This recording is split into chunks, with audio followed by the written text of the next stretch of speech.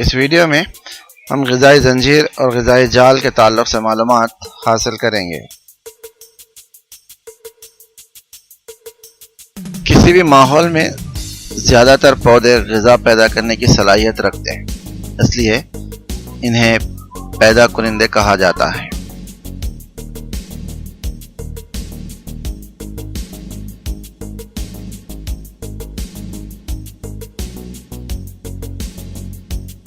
کسی بھی ماحولی نظام میں وہ جاندار جو اپنی غذا خود سے تیار نہیں کر سکتے اور غذائی ضروریات دوسرے جانداروں سے پورا کرتے ہیں، صارفین کہلاتے ہیں۔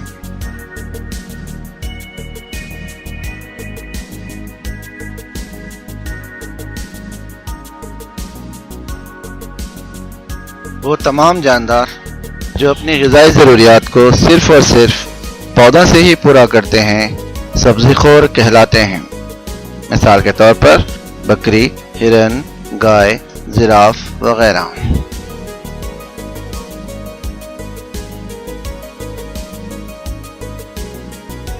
وہ تمام جاندار جو اپنی غذائی ضروریات کو صرف اور صرف جانوروں سے ہی پورا کرتے ہیں، گوشت خور کہلاتے ہیں، جیسے شیر، ببر، مگرمچھ وغیرہ۔